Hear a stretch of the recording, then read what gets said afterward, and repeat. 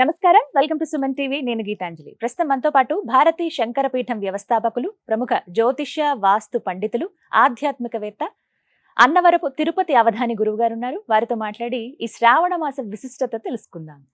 గురుగారు నమస్కారం అండి. ఓం శ్రీ మహాగణాధిపతయే నమః. గురుగారు, శ్రావణ మాసంలో ప్రతిరోజు చాలా విశిష్టమైన రోజులే. అయితే అందులో భాగంగా శ్రావణ మంగళవారం మంగళగౌరి వ్రతాలను ఆచరిస్తూ ఉంటారు చాలా మంది. అయితే ముందుగా మంగళవారం యొక్క విశిష్టత చెప్పండి. శ్రావణ మాసంలో వచ్చేటువంటి ఆ మంగళవారం ఏం చేస్తే మంచిది, అలాగే మంగళగౌరి వ్రతాల గురించి వివరించండి. తప్పకుండా అమ్మా. నేను చెప్పేటువంటిది మీకు నచ్చకపోవచ్చు, మీకు నచ్చడం కోసం చెప్పట్లేదు. ఆచరిస్తే మీ జీవితాలు బాగుపడతాయి అని ఒక ఉద్దేశంతో చెబుతున్నాను. మీ జీవితాలు బాగు చేసుకోవటమా, మేము ఇంతే ఉంటాం, మా కర్మ ఇంతే అనుభవించడం, అది మీ ఇష్టం. ఇంకా ఎందుకంటే మా మాట, శ్రావణ మంగళవారం అనగానే సుమంగళీలకి చాలా ప్రీతికరమైనది. ఖచ్చితంగా శ్రావణ మంగళగౌరి వ్రతం చేసుకుంటూ ఉంటారు. ఇందులో అమ్మలక్కలు కొంతమంది అంటే వాళ్ళ గొప్పతనాన్ని ప్రదర్శన చేసుకోవాలని కావచ్చు, ఇంకోటి కావచ్చు. మా ఇంట్లో లేదండి, మీ అత్తగారింట్లో లేదు, మామగారింట్లో లేదు అనేటువంటిది ఎక్కడ ప్రమాణం లేదు. దానికి ప్రతి ఒక్క స్త్రీ చేసి తీరవలసిందే. కొంతమంది చెప్తారండి, అత్తగారింటికి లేదని, లేకపోతే మా అమ్మగారింట్లో ఇలా లేదండి అని ఒక మాట వస్తుంది. అది ఏంటంటే దాన్ని తప్పించుకోవడానికి కొన్ని లక్షణాలమ్మా. ఫస్ట్ ఆఫ్ ఆల్ రెండేంటంటే, మనకు ఉండేటువంటి అవలక్షణాలు ఎలా ఉంటాయంటే, ఏదో ఎవరో ఒక ఊరెళ్ళి వస్తున్నారు, ఆ ఊరెళ్ళి వస్తుంటే ఏదో చిన్న ప్రమాదం జరిగింది కాబట్టి మాకు ఆ ఊరు మాకు ఆనవాయితీ లేదు. అసలు ఇలా చాలా మంది చెప్తారు. ఇలా ఇదే నాకు నవ్వాలో ఏడవాలో తెట్టాలో కూడా నాకు అర్థం కాదు. అదేంటంటే, ఏమన్నా అయిపోతుంది, భోజనాలు పెడతాం, మేము కాశీ వెళ్ళి వచ్చామండి, మేము వంకాయ కాశీలో వదిలేసామండి అంటారు. నాకు అనిపిస్తుంది, ఏం కర్మరా భగవంతుడా, కాయో పండో వదిలిపెట్టాలి అంటే, కాయం అంటే ఏంటంటే శరీరం, కాయం. కాయ అంటే జామకాయ, పండు అంటే యాపిల్ పండు కాదు కదండి. అంటే ఈ మాత్రం కూడా విషయ పరిజ్ఞానం లేకుండా బ్రహ్మోపదేశాలు చేసేయడానికి ఎందుకు ముందుకు వస్తారో నాకు అర్థం కాదు. కాయో పండు వదిలిపెట్టాలంటే దానికి మూలార్థం తెలీదు. కాయాపేక్ష ఫలాపేక్ష. ఈ శరీరం మీద నాకు కోరికలు కానీ ఏమీ లేవు, ఉన్నటువంటి కోరికలు నీ దగ్గర వదిలేస్తున్నా తండ్రి అనేటువంటిది వదలాలి. నేను వంకాయ వదిలేసా అంటే, నేను దొండకాయ వదిలేసా, నేను జామ పండు వదిలేసా అంటే నాకు అనిపిస్తూ ఉంటుంది, ఇంతటి పరిజ్ఞానం ఉన్నటువంటి మేధావులను అంటే పెట్టుకొని మనం ఇక్కడ ఉంటున్నామా, బ్రతికేస్తున్నామా అని చెప్పి. అటువంటి వాళ్ళందరూ కలిసి ఉన్నటువంటి వాస్తవాన్ని నాశనం చేస్తున్నారమ్మా. ఖచ్చితంగా 5 సంవత్సరాలు కూడా ఒకవేళ ఆ అమ్మాయికి ఏదైనా నెలసరి అనేటువంటి అడ్డంకి వస్తే మినహాయిస్తే చేసి తీరవలసిందేనమ్మా. 2, కొంతమంది ఏమంటారంటే ఇంట్లో వెళ్ళిపోయారని పెద్దవాళ్ళు, మరి అశౌచం ఉంది తింట మానేస్తున్నారా? తింట మానేస్తున్నారా? మానట్లేదు కదమ్మా. ఫంక్షన్స్ అయితే మానేస్తున్నారా? కొత్త బట్ట కట్టుకోవడం మానేస్తున్నారా? మరి ఇవన్నీ మానప్పుడు నీకు అదొక్కటి నీకు అడ్డొచ్చిందా? మరి అంటే అదొక వ్రతం కదా, వ్రతం కదా. ఆ ఇంట్లో ఎవరన్నా చనిపోతే 6 మాసాల లోపు ఆడపిల్లకి పెళ్లి చేస్తే కన్యాదాన ఫలితం వస్తుంది అనేటువంటిది ఉంది కదా. ఈ ఎవరు వెధవలు ఇక్కడ? ఎవరు నిజాలు చెప్తున్నారు, ఎవరు అబద్ధాలు చెప్తున్నారు, ఎవరిని ఎవరు మభ్య పెడుతున్నారు, అది తెలుసుకోవాలి కదమ్మా ముందు. అంటే నేను అంటున్నానని కాదు, ఎవరిని ఎవరు మభ్య పెడుతున్నారు అనేటువంటి విషయాన్ని కూడా మనం తెలుసుకోవాలి. మనిషి వెళ్ళిపోయారు, 12వ రోజు అది క్లియర్ అయిపోయింది.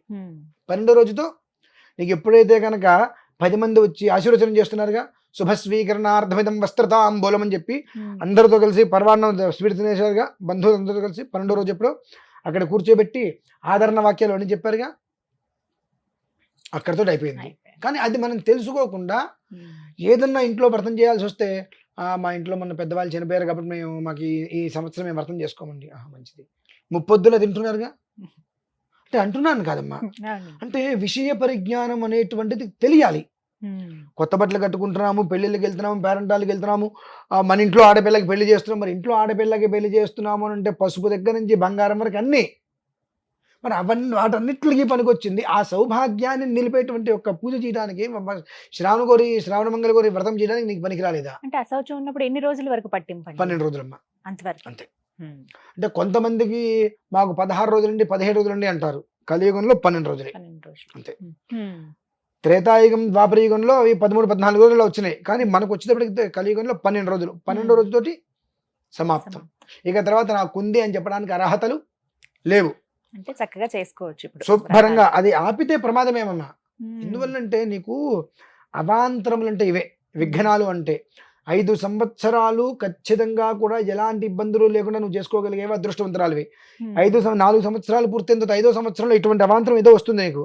అది దృష్టిలో పెట్టుకుని నువ్వు ఆపేశావా, నీ విధానం నువ్వు ఆచరించావా అంతే. అది అవాంతరం వచ్చింది కాబట్టి నేను ఆపేసి అంటే నీ కర్మ ప్రారంభం, దానికి ఎవరు చేయగలిగేది ఏం లేదు. ఎందుకంటే అన్ని చేస్తున్నాక పోనీ మనం ఏది ఆపేయట్లేదుగా, ఆపేస్తున్నామండి. పోనీ పనులన్నీ మిగతావి అవుతున్నాయి. ఇంట్లో ఎవరైనా చనిపోతే కొండెక్కకూడదు అంటూ ఉంటారు. కొండ మీద ఉద్యోగం చేసేవాడి పరిస్థితి ఏంటండి అంటే ఉద్యోగ ధర్మంలో తప్పులేదండి, అన్ని మీ ఇష్టాలే.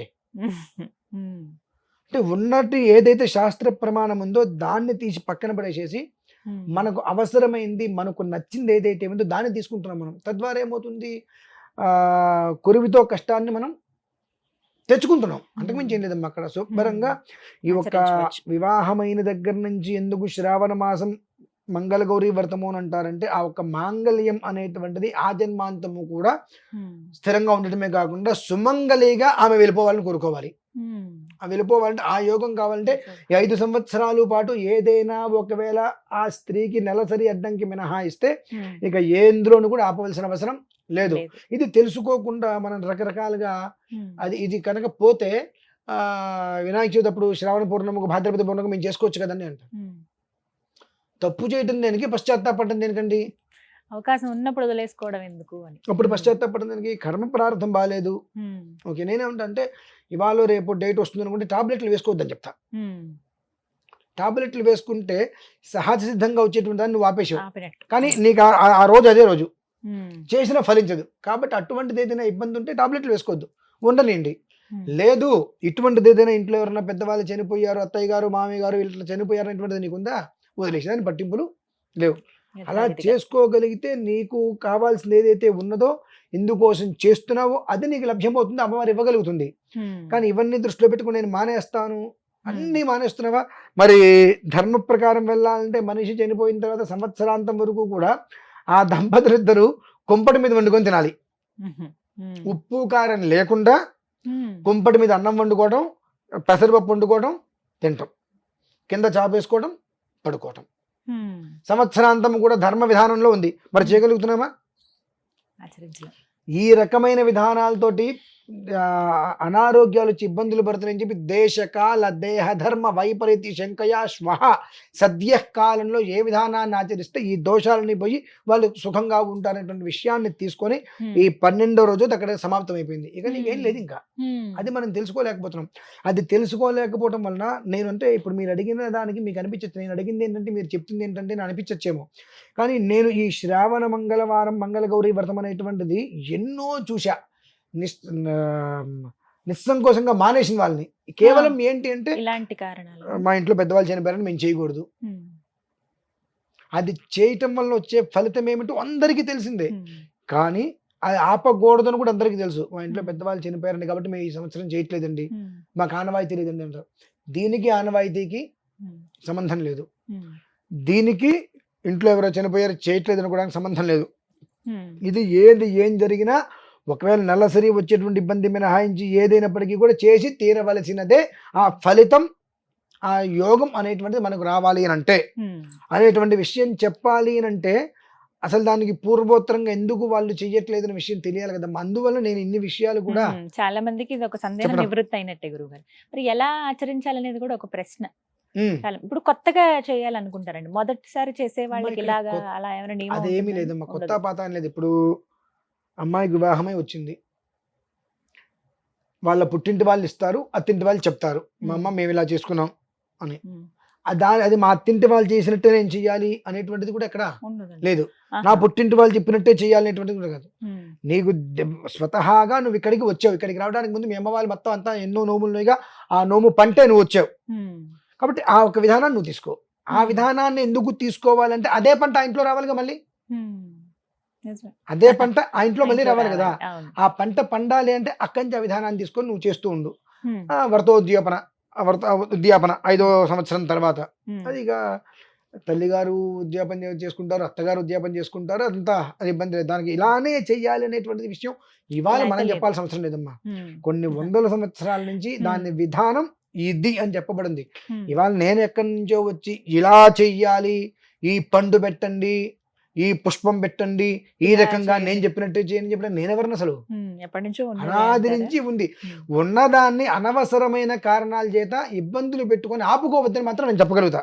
ఉద్యాపన పూర్తయిపోయిన వాళ్ళు మళ్ళీ ప్రారంభించాలండి? అవసరం ఎలా లేదమ్మా. అసలు? అక్కర్లేదు ఇంకా. అస్సలు సంబంధమే లేదు ఇంకా. జీవితంలో ఒకసారైనా ఒక 5 5 ఏళ్ళు సంవత్సరాలు చేసి పూర్తిగా చేసుకుని ఉద్యాపన చేసుకోవాలి అంతే. అంతవరకు. ఇక మళ్ళీ దీనికి ఇట్లా చేసుకోవాలి అలా చేసుకోవాలి అనేటువంటిది ఎక్కడా కూడా చెప్పబడలేదు. 5 ఏళ్ళు పూర్తయిపోయి ఉద్యాపన అయిపోయిన తర్వాత మళ్ళీ ఇప్పుడు ఒకవేళ కొత్తగా ఏమన్నంటే నార్మల్ గా పూజ చేసుకుంటే చాలండి మంగళవారం శ్రావణ రోజున? మంగళవారంగా చేసుకోవచ్చు. ప్రత్యేకంగా ఇది చేసుకోవాలి అనే నియమం లేదు. ఉమ్, ఏంటంటే సిద్ధింప జరిగింది ఒక మంత్రం మనం అనుష్ఠానం చేస్తాం. ఆ మంత్రం మనకి సిద్ధించిన తర్వాత చేసినా చేయకపోయినా అది అక్కడికి వెళ్ళదు. ఇంకా ఉమ్, చేస్తున్న కొద్దీ బలం పెరుగుతుంటుంది. చేయకపోతే బలం తగ్గదు. ఉమ్, బలం అది చెంచాడు నీళ్ళు తీసినా అందులోనే ఉంటాయి, బిందెడు నీళ్ళు తీసినా అందులో ఉంటాయి. పోస్తే ఇంకో బిందెడు పెరుగుతాయి, పెరుగుతాయి. తీస్తే correct. మాత్రం బిందెడు తరగవు. ఉమ్, అది కాబట్టి ఇక నేను తర్వాత చేసుకుంటూ ఉంటానా, మంచిది చేసుకో, ఇబ్బంది ఏం లేదు. ఉమ్, కుదరలేదనే మంచిది మానేసి, ఉమ్, కానీ ఆ ఉద్యాపన అయ్యేంత వరకు మాత్రం ఖచ్చితంగా చేసి ఉమ్, తీరవలసిందే. దాని ఉమ్, లెక్కది ఉమ్. అదమ్మా. ప్రాప్తించేటువంటి ఏంటిది అని అంటే ఏం చెప్తారండి? మంగళగౌరి ఆచరించడం వల్ల స్త్రీకి వ్రతం వివాహం అయిన తర్వాత కావాల్సింది ఏంటమ్మా? సౌభాగ్యం, తర్వాత సంతానం. ఆ రెండు, సంతానం. ఉమ్, ఆ రెండిట్ల కోసమే కదమ్మా. ఈ రెండు మనకు కావాలంటే తప్పుడు ఒక వీడియోలో చెప్పుకున్నాం, ఉమ్, అన్యోన్యత కలగాలి అని చెప్పి. ఉమ్, ఇది చేయటం వలన ఈ మూడు ఉంటే జీవితం సుఖంగా ఉన్నట్టే. నిజమే. ఈ స్త్రీకి మూడు అంతకన్నా ఏం లేకపోతే కావాలి? ఎంత డబ్బున్నా ఉపయోగం లేదు మనిషికి. కాబట్టి అమ్మవారు ఏమిస్తుంది అంటే చక్కటి అన్యోన్యతనిస్తుంది, అలాగే చక్కటి సంతానాన్ని ఇస్తుంది, సౌభాగ్యం ఇస్తుంది అంతే. ఉమ్, ఇవి మనం ఇంతకంటే ఏం కావాలి? చేయవలసిన ధర్మ ప్రక్రియమా. ఉమ్, దీనికి మనకి ఏదో వస్తుంది రాసి చేయడం కరెక్ట్ కాదు. ఉమ్, ఇది మన సౌభాగ్యాన్ని కోరి చేసేటువంటి స్త్రీ వ్రతం. ఉమ్, ఇది చేయటం వల్ల నాకు ఇది కలిసి వస్తుందని చేయటం నీకు ఉపయోగం లేదు. ఉమ్, అది ధర్మం. అంటే పుట్టినటువంటి స్త్రీ పెద్ద మనిషి అవ్వడం ధర్మం, ప్రకృతి సహజ సిద్ధం. ఉమ్, ఆ స్త్రీకి వివాహం చేయడం ధర్మం, వివాహమైన స్త్రీ సంతానవంతురాలు అవ్వడం ధర్మం. ఉమ్, అందులో ఇది ఒక ధర్మం. ఉమ్, ఆ ధర్మంగా నువ్వు చేయవలసిన ప్రక్రియగా నువ్వు చేసి తీరవలసిందే. కాకపోతే ఎక్కువ తక్కువలు చేస్తావు, ఇలా చేస్తావు నీ ఇష్టం. పొయ్యి మీద అన్నం పెట్టేసేసేసి ఉమ్, అది నేను ఒక ₹1,00,000 పెట్టి స్టవ్ కొన్నాను కాబట్టి వెంటనే ఉడకాలంటే ఉడకదు కదా. ఆ 15-20 నిమిషాల టైం పడుతుంది తీసుకోవాల్సిందే. ఖచ్చితంగా. అట్లానే ఖచ్చితంగా నాకు ఇది కావాలని చెప్పి చేయకూడదు, చేయటం కదమ్మా. ఉమ్, మనం పొందేటువంటిది మనం పొందకుండా ఉండకూడదు. ఉమ్, అంటే ఏ రకంగా కూడా మనకు జీవితం అనేటువంటిది మధ్యలో ఆగకుండా ఉండాలి. ఆగకుండా ఉండాలి అని అంటే ఇది పూర్తి చేసుకోవాలి. చేసుకోవాలి ఇలాంటివి. ఇది నేను పూర్తి చేసుకుంటా కాబట్టి నాకు ఆగకుండా ఇవ్వని అడగద్దు. ఉమ్, తల్లి నాకు ఒక ఈ ధర్మంగా అవకాశాన్ని పాటించాలి. ఇవ్వు, నాకు ఈ ఉమ్, నుదుటిని బొట్టు పెట్టుకునేటువంటి యోగం అనేటువంటిది ఆ జన్మాంతా నివ్వు తల్లి ఉమ్. అని మనం చేసుకోవాలి. నేను చేస్తూ ఉంటాను, నువ్వు నాకు ఇస్తూ ఉండు అంటే అది బేరం పెట్టుకున్నట్టు అమ్మవారితోటి. అంతే. అంటే అది మనకు ఫలితం అనేటువంటిది కొన్నిట్లో మనం ఆశించకూడదమ్మా. ఉమ్, ఫలితం ఆశించి చేస్తే ఉమ్, ఖచ్చితంగా నిష్ఫలితాన్ని మనం తీసుకుంటాం, దుష్ఫలితం. ఉమ్, ఎందుకంటే కొన్ని దీనికి ప్రమాణాలు చెప్పబడి ఉన్నాయి. ఉమ్, దేన్ని మనం కోరుకోవాలి, ఉమ్, దేన్ని కోరుకోకూడదు, ఏది కామ్యము, ఏది మోక్షము. అంటే కామ్యం అంటే కోరికని కోరి చేయాల్సిన పూజ ఏంటి, ఎలాంటి కోరిక లేకుండా చేయవలసిన పూజలు ఏంటి అనేటువంటి చెప్పబడింది. అందులో ఈ యొక్క శ్రావణ మంగళవారం అనేటువంటిది ఏది కోరకుండా చేయవలసినటువంటిది. ఎందువల్లనంటే స్వతహాగా నీకు సౌభాగ్యం అనేటువంటిది ఆవిడ ఇచ్చింది కాబట్టి ఆ వచ్చింది పోకుండా ఉండాలి, దానికోసం చేయాలి. ఇది ఉమ్, అంతే. విధిగా ఒక ధర్మంగా చేయాలి. పాటించాలంటే. చక్కగా వివరించారు గురువు గారు. నమస్కారం అండి.